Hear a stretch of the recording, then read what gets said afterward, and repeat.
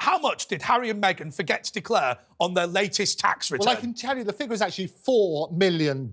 This is 2 instances now of failing to actually get the proper paperwork in time, and it's hit that every time it hits the headlines. What seems to me is the fact they can't find anybody to stay long enough to actually run the organisation because of how they behave. We've seen multiple reports and multiple sources say that they don't listen to advice and they want things done their way or it's not done at all, and that you can't run a foundation. Is but Pete, as somebody who advises people on media strategy, is there a point at which the public just thinks, oh, it's Harry and Meghan again? You know, they've you said this is the second time they've been in trouble. I mean, if the King was in trouble for some of his charity things, and he was a little while ago over what donations he was taking, that was a big thing. But now we hear this stuff on such a regular basis. I feel we're desensitised. Yeah, that's very true. We are becoming very desensitised to them. Or we're starting to hate the stories about them. It's quite interesting how that has turned. But on the actual foundation, it does just seem to be about 4 people keeping this foundation alive. You know, it doesn't seem to be as popular. It's as though they're not interested in really doing any charity work in reality. That seems to be the reality. But I'll tell you one thing. A friend of mine in America said to me, if you look at the Clinton Foundation, he said he believes that that's been established in a way that if you tell the truth about what the Clinton Foundation is doing, people will think you're a mad conspiracy theorist. Yeah. A lot of these foundations, you know, carry a lot of cost, where it's like, we're helping the poor by flying to Davos on a private jet paid for by the donors. A lot of them are not the charities in the way that we would think of them in the UK.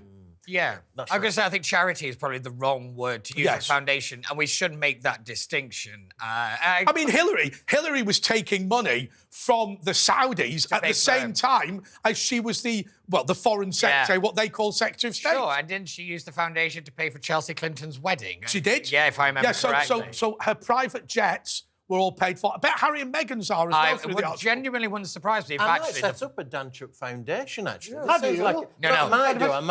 It's his ears as well as his eyes.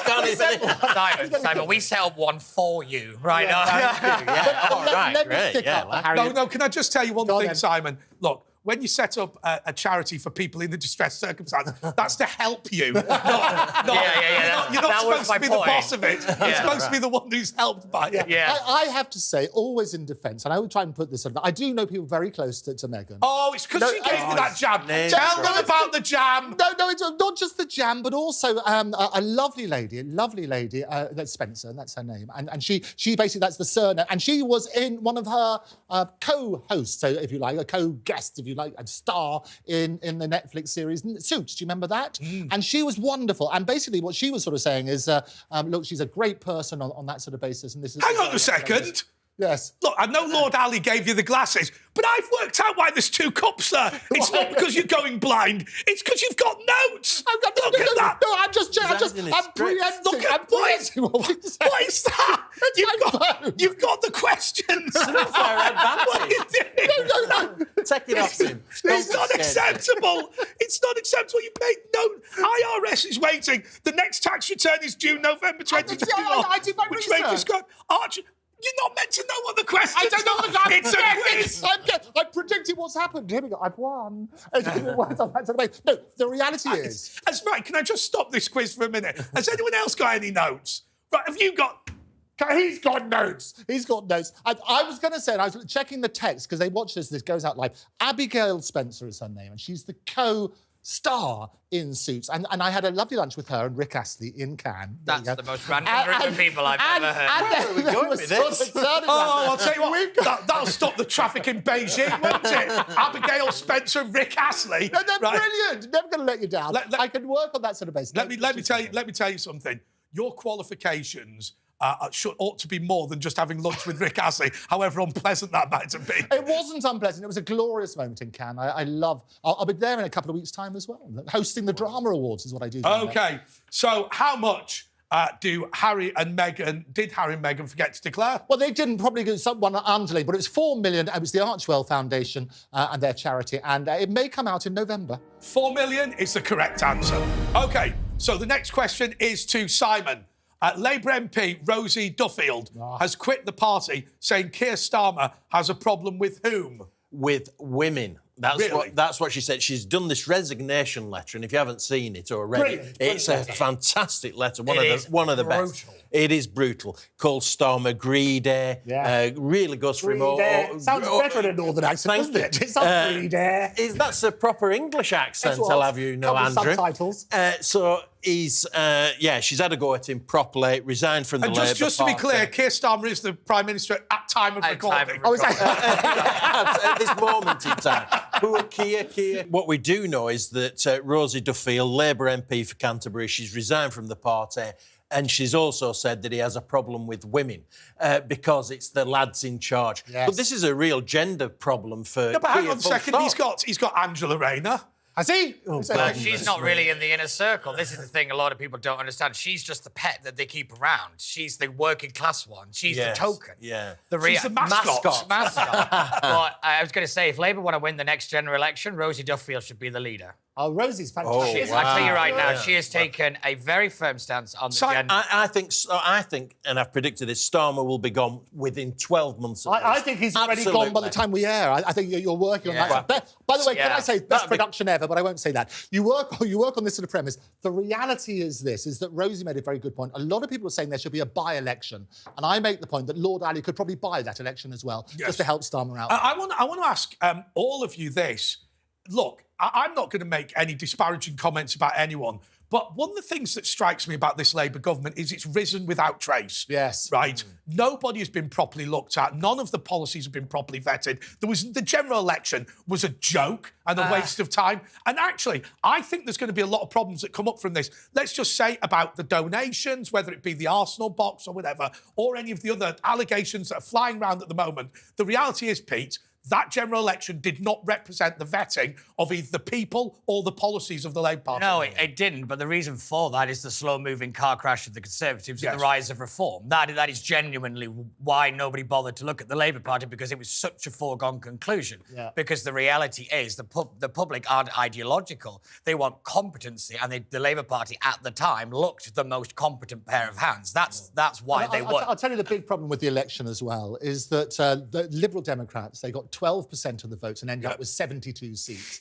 The Reform Party got 14% of the votes and then out with just 5. Simon,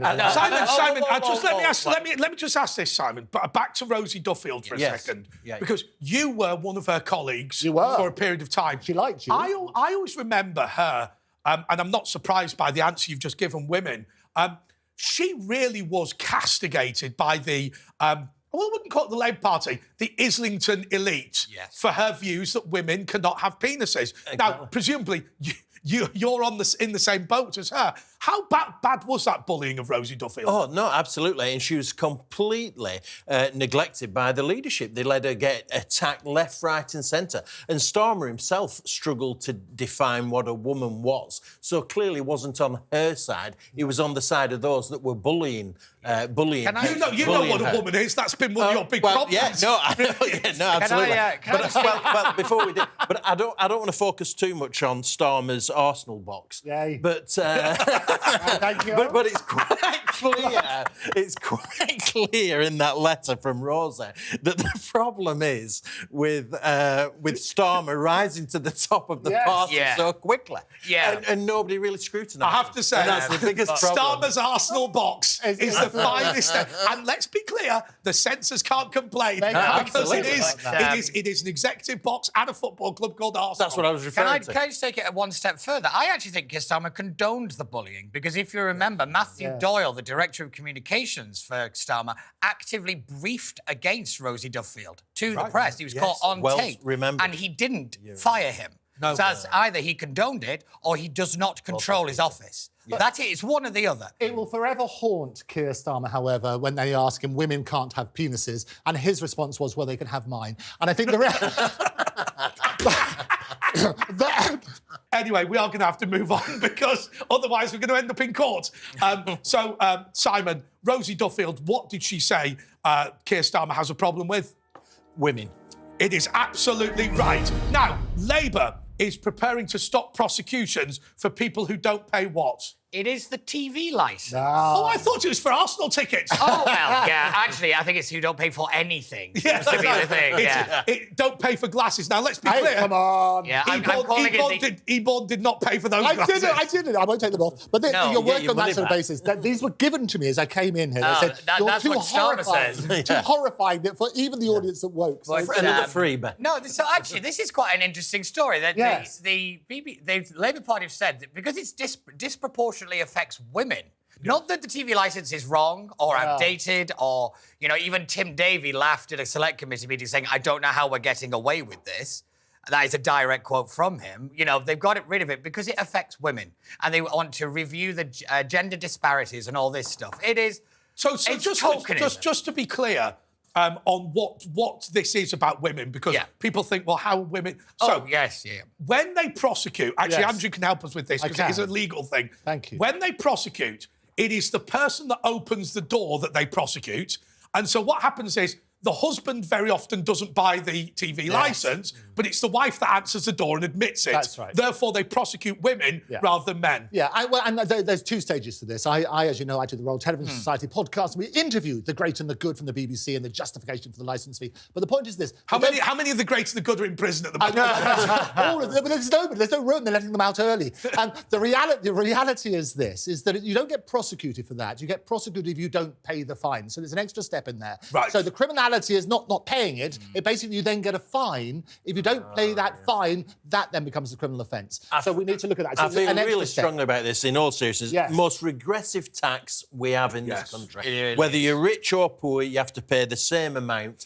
It's just not acceptable. Well, no, I would very urge simple. everybody to stop paying. Well, Defund the BBC. The It's outrageous. problem is, and I appreciate you saying that as a bit of a joke, we can't encourage people to break the law. No. But, Oh no, but you can not sign up for it. I don't. Well, you, Oh, but you I can't see what you watch mean. live- Yeah. You're saying don't bother watching live TV. Yes. But there's never been, I always say that trust comes in on foot and leaves on horseback. The faith in the media at the moment is at an all-time low. Not this show. Not this No, channel. no, This channel.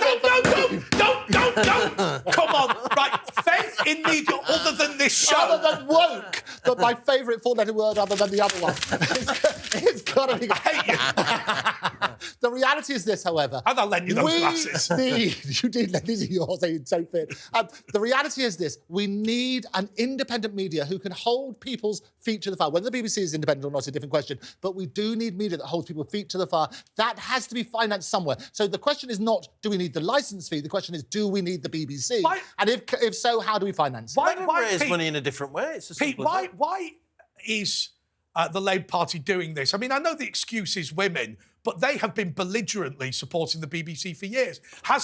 Is there a bit of falling out of love or something? Yeah, it's called the fallout from whatever's going to happen to Keir Starmer, Rachel Reeves, winter It's all allowance, women, isn't it? It's all net women's the zero answer, nonsense. It's all this. It's dead cat. It is tokenism, and they think here's the shiny thing for all the lefty wokey people to come back to the fold. That is what this is. It is opportunism. It is vote winning. It is not done to But is the protect women. opportunism getting rid of prosecutions for licence fees or saying you're going to Yes, do it? well, doing you're it so later? right. This so is right. the thing, isn't it? The devil's always in the detail, and the Labour Party are very devilish on this stuff. The devil's always in the Labour Party. We will have to wait and see whether this actually kind of comes to fruition, because they said it's going to come in, I think, next It's year. a soundbite. How on earth can a political party encourage people to break the law? It's absolute nonsense, and you're right. Well, no. I mean, they're saying they're going to stop the Stop, prosecution. yeah. No, but what does that mean? Oh, that's That fair means, point. of course it does. That's the reason you stop prosecutions is so people actually don't pay it. We're not going to prosecute you. Oh, it good is point. such the wrong optics on this. They should turn around and ask the legitimate question: do we need an independent media that can hold anybody's feet to the fire? And you look at things about subscription, you look at the other bits and pieces. They turned around, they did a survey on this, and they basically said that it's the least worst option is the licence fee, because otherwise the BBC will not be financed. Now, of course, they've got questions to answer about independence, about how they deal with them. With I don't complaints and so on agree and with so that forth. at all. They should get rid of the licence fee. And It's how a will it get dracon- funded? Well, they Don't. can... We no, raise hang it on, hang on, raise hang on, it hang for on. free market. Exactly. Hang on a Free second, market. everyone. I mean, we are sat there, and Andrew, Yes. look, I've got a great deal of respect for you, but remember... I have no respect for I think his views are ridiculous. Can I say, my learned friend is neither learned nor my friend. I will work on that basis. But there is a second public service Yes. broadcaster in the United Kingdom, Yeah, Channel Channel 4. 4. There you go. And actually, and OK, part of this is just one show, It's a Sin, Yes. but it has a more popular free streaming service than iPlayer. And so actually, that is proof that you can do, and I think the Channel 4 is way more innovative than the BBC. Yeah, so very good. So that is it's a two-tiered question, two-tier Keir. You work on the basis of, one, do we need the BBC? And if so, how do you finance it? Well, then there's the thing. There's fewer people watching the BBC. No young people watch the BBC at all. So there's Simon, just a few old people watching nowadays. Simon, do we You need... probably watch the BBC, I don't appear you? on every channel, more platforms than Paddington. The reality is this, do we need an independent broadcaster? No. Are you saying the BBC is independent? I am saying, do we It's the need most one? biased, subjective No, broadcaster. Do we need I'll an go a independent step broadcaster? further. Go on, Do then. you think one is possible, given individual bias? But it's more possible if it's not dependent on advertising, it's not dependent on subscriptions. so on and so forth. God. Thank I mean, you. do you think the advertisers on this channel agree with what I say? Oh, everybody agrees with what you say, because you're always right. People on this channel don't agree with what you say.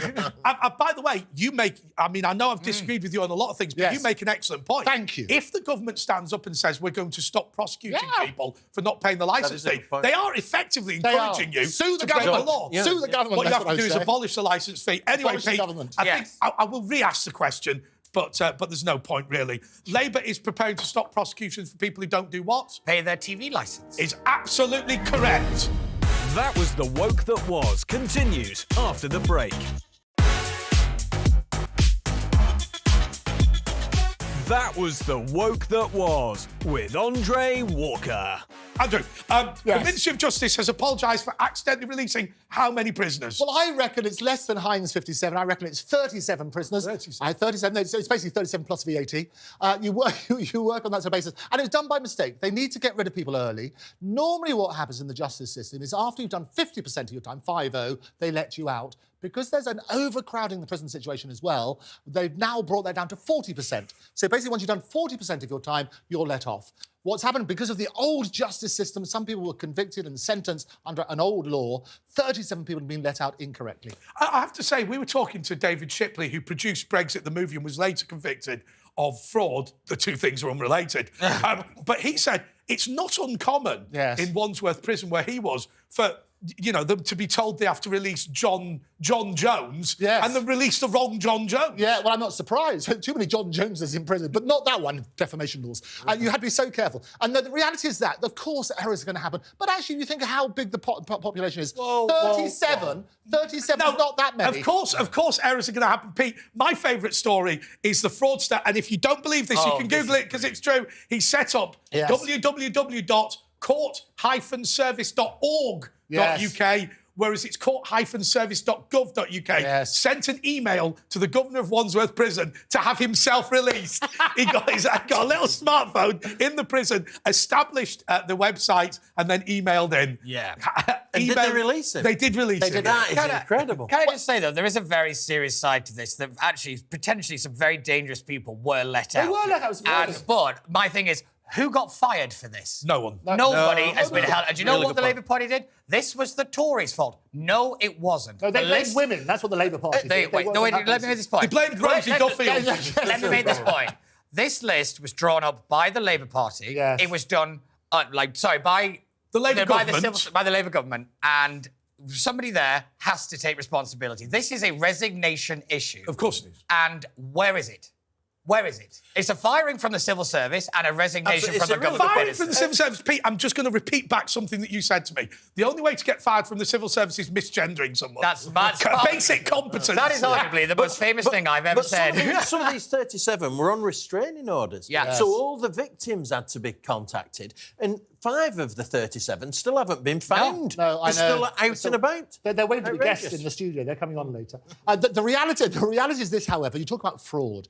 AI now can basically imitate people. And you see these things on these Zoom calls where you can basically get somebody's face and their voice and you can fake that and you can totally be fooled by it. So, as you know, I speak around the world as a futurist, back to the futurist. And thank you. Well, do you remember that TV show in the 80s? My mum, who's a nurse. Oh, God. Oh, we don't have to listen to that again. But it's is really dangerous. So now, and there's some companies, so they've had the CEO on a Zoom call saying, you release all this money, and it was fake. And a lot of money is basically lost as a result of these AI characters appearing. So you're going to get more and more people released, just as you said about that funny little website. The reality is exactly that. Hello. It's an AI Andrew Eborn. He said, have you heard that I'm a barrister and futurist? Yes, you've mentioned it before, Andrew. I will put the AI into Britain. I love it. It's got to be good. OK, so what is the number of prisoners that were accepted? 37 is the number of prisons. 37, which you described as low and I describe as high, but it's correct. OK, Simon, which Tory MP has been criticised for saying mothers get paid too much for maternity leave? Yeah, I know the answer. And I'm not happy about this, I'll be honest with you. Kemi Badenoch said that maternity pay is far too high, effectively. That's what she said. I don't agree with her. I've got a new wife, and we're planning a family. We'll be taking advantage of this benefit. Oh, I see. Okay. Yeah, this benefit. You remember Parliament, that's quite good pay. Yes. But you also had young kids at the time. How hard is it now for ordinary families? Because I get the impression, I mean, I always say this, and some people criticise me, but there's no point in pretending that we're not privileged in this room. Yeah. There's no point in doing that, and it just sounds churlish and stupid to deny it. But you know, ordinary people that I speak to, even people on good wages, really, really struggle. And I think that it's time, and it may make me sound like a lefty, for the people at the top to start thinking much more about the people at the bottom. Childcare costs are massive. Horrendous. Absolutely. And when I got elected to Parliament, my youngest son was 6 weeks old. I hardly ever saw him as a parliamentarian, if you have a northern constituency. But the cost of childcare is just very expensive. So I think Kemi's got it really wrong on this. And not least because we need to increase our population. We're not having enough children. Yes. So I need incentivising to have children. No, you don't. No, Green away. We need to increase it. Nothing needs to incentivise you. But on a serious note, I mean, when you're talking about some people paying £400 a week for childcare, whatever. But let me just put the other side to this to you, Pete. Yes. What about if you've got a small business and, you know, maybe you've got 3 or 4 employees and one person goes off on maternity or paternity leave?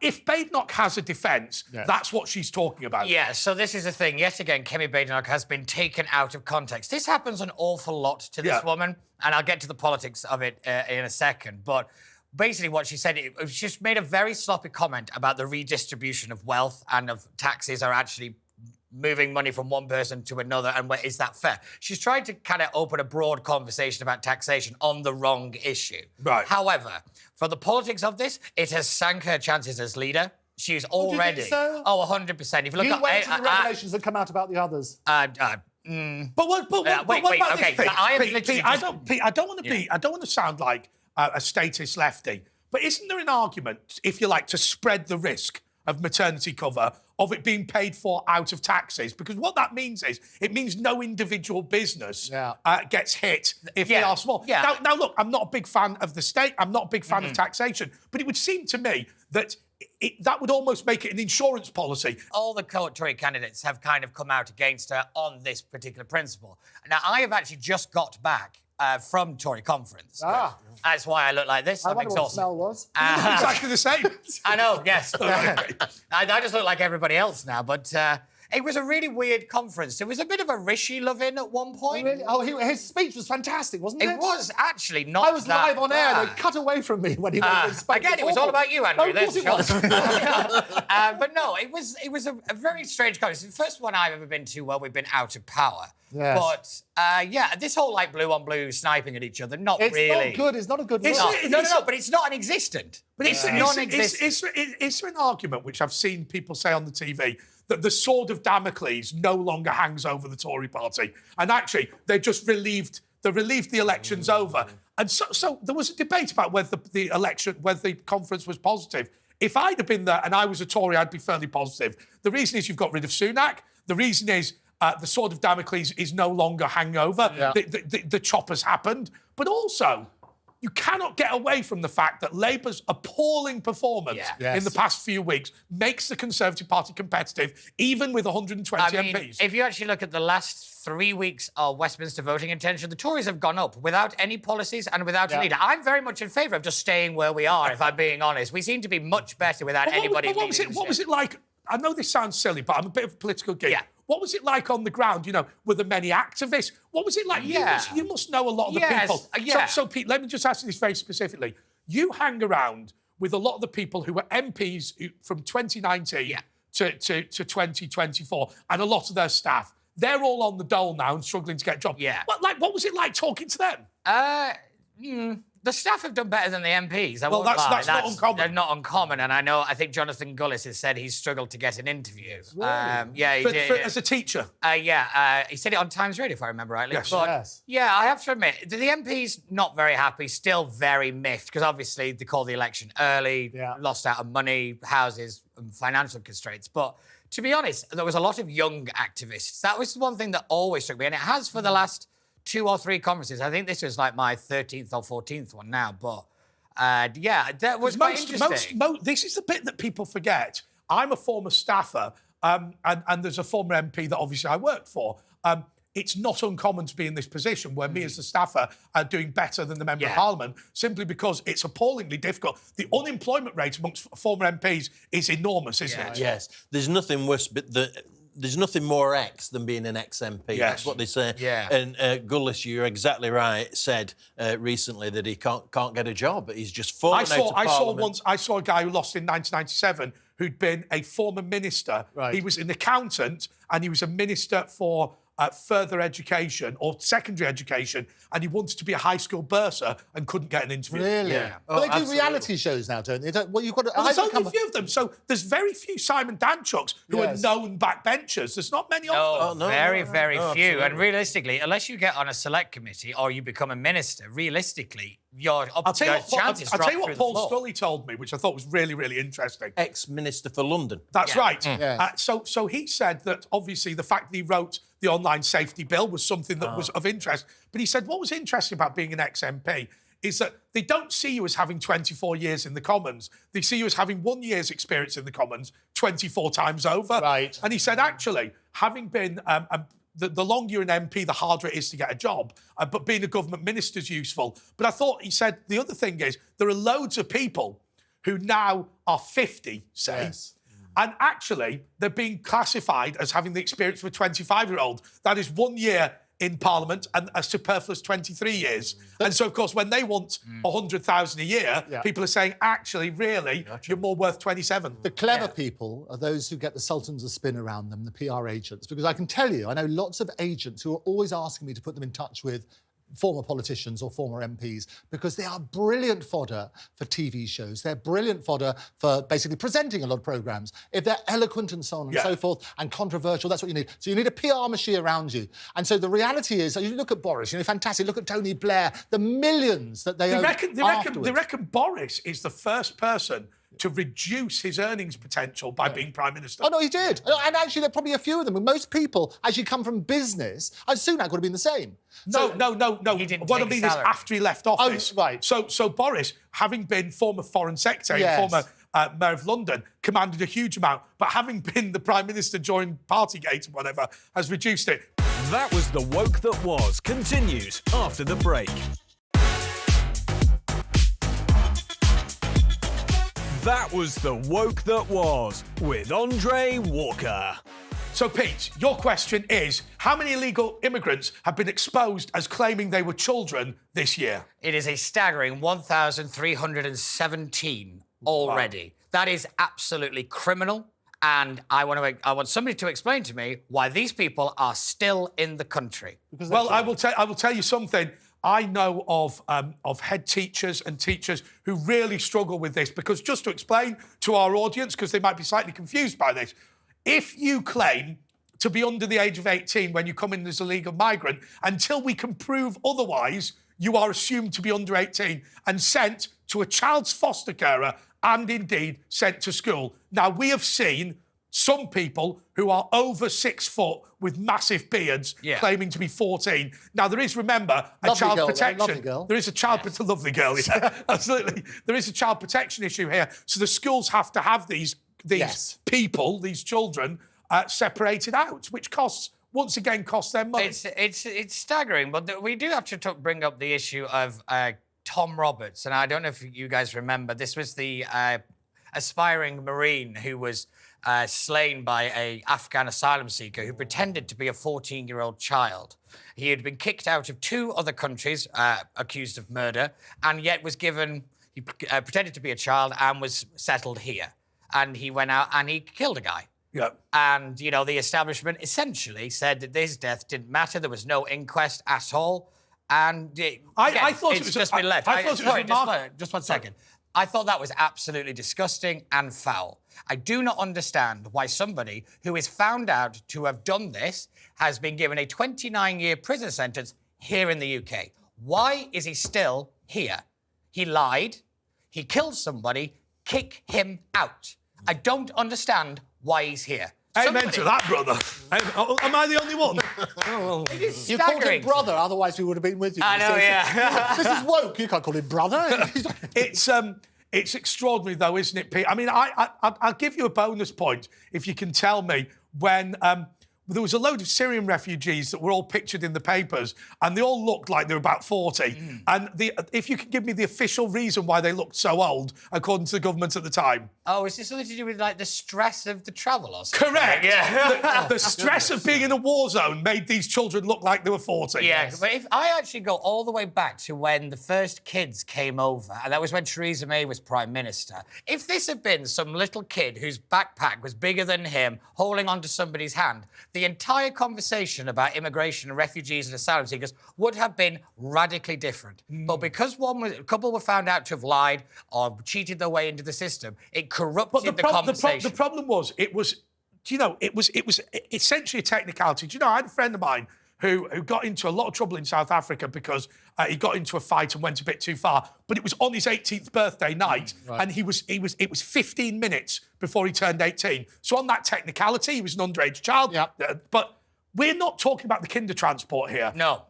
At best, we are talking about people who are 17 3/4. Yeah, and I think that is where the government really missold this, and I think they got it massively wrong. If it was like the kinder transport, like I said, the way we talk about this would have been so different. If it was the parents of Syria saying, my God, get every child on a boat to Europe because we're being gassed by Assad, then nobody would have disagreed. Nobody would have. But what is this government going to do about it?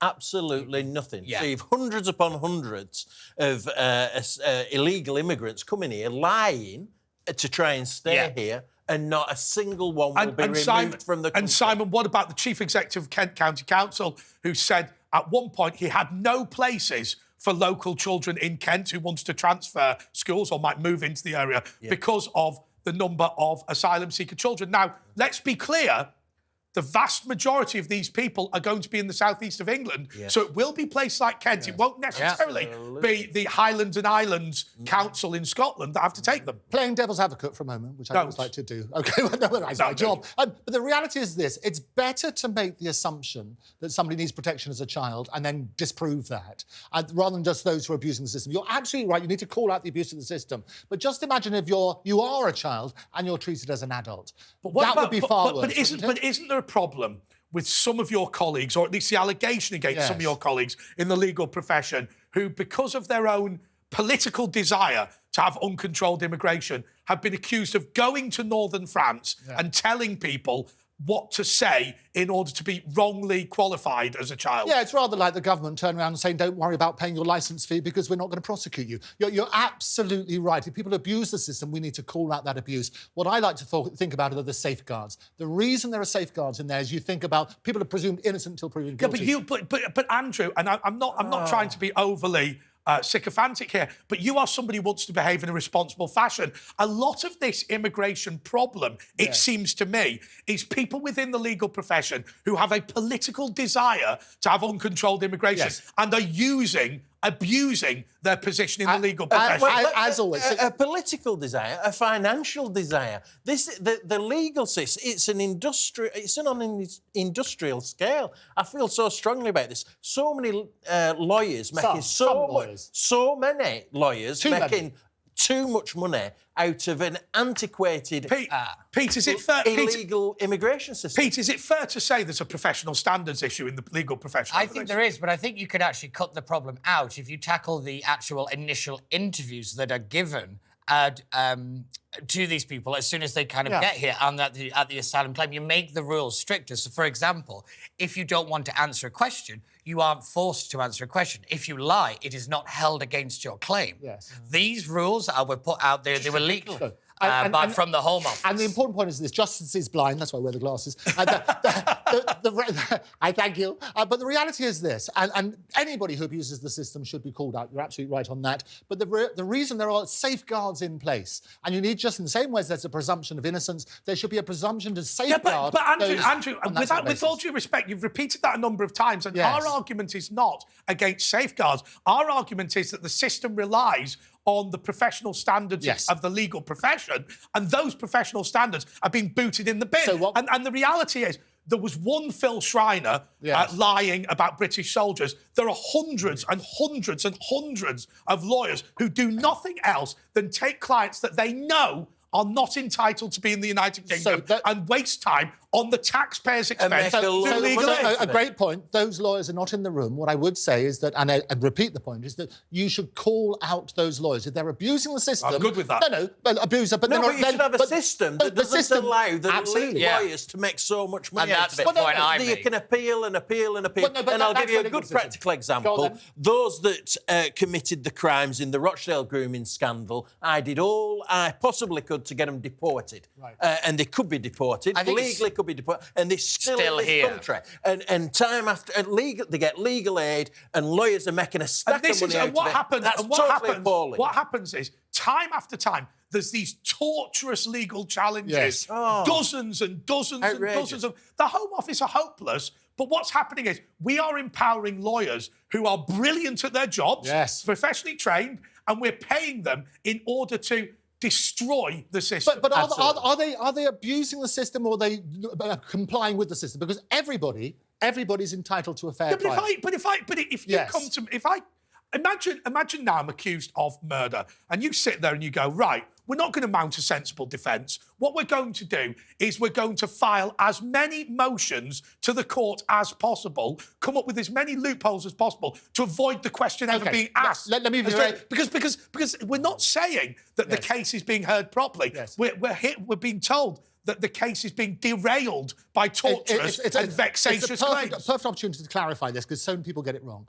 Lawyers can never lie to the court. So if you tell me that you've been convicted of murder, I cannot say my client is innocent. That's not the point. Everybody's assumed to be innocent until proven guilty. It's up to the prosecution to prove that. So what happens in these cases, that's what happens. It normally falls down on a technicality and so on and so forth. So what happens is the Home Office gets timed out because of 43 challenges. Technically, the Home Office doesn't get timed up. 9 times out of 10, the Home Office forget to send a lawyer. This has happened multiple times. I have never lost a case. Never lost a case. Yeah, but that's because you haven't done any. That's true. I googled Andrew Eborn barrister. It's very thin on the ground. So I do intellectual property. So it's a different sort of thing. It's making people lots of money in that space. No, the reality is this. Most criminal cases, when they are let off or found not guilty, it's because of a technicality. That tends to be what happens. If people don't follow those rules, then they will get off accordingly. The reality is this, is you should follow those rules. Those rules are in place to ensure there's protection. It's not, you can't lie to the court. Okay, well, look, Andrew inevitably was going to defend the legal profession, and I am just joshing with him. I know that he works in intellectual property, and that is not a common thing to end up in court. But OK, Pete, so how many illegal migrants are there? Don't look at your phone. Don't look at your phone. I've been awake for a very long time. It is 1,371. It's not.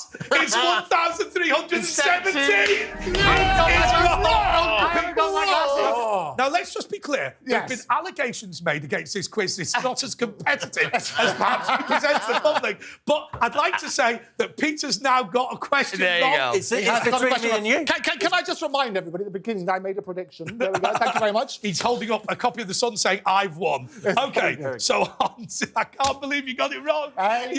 You read it out wrong. I'm so tired. You have no idea how much of a stress it was to get here on time. That was The Woke That Was. Continues after the break. That was The Woke That Was with Andre Walker. The University of Greenwich has banned which words because they could be offensive? Well, I'll tell you what it is. It's husband and wife. And these sort of terms, it's rather like... Have they banned it as a collective or each word's been banned? You now have to use that, but basically it's both sides because you now have to refer to your partner because there can't be a husband or a wife and there's all sorts of assumptions. But I was watching a programme about somebody called Kieran Richardson, didn't know who he was, on Hollyoaks, who's having surrogate kids. And he, in a same-sex relationship, just referred to the other bloke as his husband. So no, but it's fine. But what they're doing is saying, rather than people assuming things, which makes an ass of you and me, as they always used to say, thank you, the old ones are the old ones. No, it wasn't me. It's not my line. I pay royalties. I know it wasn't. Ronnie Corbett, 1942. I remember that joke. But the reality is that. So what you now have to refer to them as your partner. And there's a problem with this because you can't use boyfriend because in the legal profession, that becomes very confusing. Very confusing indeed. And so it's all about that sort of stuff. Things where you take it too far. It's rather like you can't say breastfeeding anymore. You have to say chest feeding. Chest feeding's Isn't that? It's wrong. It's wrong. You've got to work on that sort of basis. So this is where they've gone. The University of Greenwich, they don't want to upset anybody. So what they've done, they've abolished the right to people who are husband and wife. And you can't say there's a jolly good chap or any and that sort of stuff. One good thing about the University of Greenwich, when you graduate, the graduation ceremony is in the painted hall of, the Naval College. Friend of mine runs it. It is glorious. Just to explain to everyone, so it's not too inside baseball, there used to be a naval college in Greenwich. The University of Greenwich has taken over the college, and it is unbelievable, that place. It is stunning, and it's been restored. That fantastic. I would recommend everybody goes to the Painted Hall. Well, not if you've got a wife or a husband. You can't have a wife or a husband. You can have a partner. You said they've done it so that they don't upset anybody, but they've upset a load of people by doing it. That's the reality. That's the great irony. These things often upset more people than they actually appease. It's tyranny of the minority every single time. Did Keir Starmer and Victoria Starmer use these titles? I think he calls her my lady. Yeah. No, but somebody else called the Victoria Sponge. Thank you. Andre makes a brilliant point because it all depends on the individuals. If people are very happy to talk about my husband, if they want to do that, some people may not want to reveal their sexuality. But I worry, Pete, that this is partly about smashing the system of our country, about, it's not necessarily about being gay or being straight or being in any form of relationship. It's we don't like the majority, therefore we have to deliberately needle them. I mean, I was only thinking on the way here about something I said a few weeks ago that you and I were discussing about Sadiq Khan. Sadiq Khan, his motivation, in my view, is hatred and division. And the reason why he's not putting the Queen on the 4th plinth at Trafalgar Square and instead is putting a memorial to transsexual sex workers is not because he's concerned about the plight of transsexual sex workers. It's because he wants to other the majority and he wants to attack them. And he has found a way of attacking them. And I just wonder, husband and wife is not offensive to anyone. What is offensive to the people at the University of Greenwich is people who call their partner their husband or their wife, and that's different. That's a half.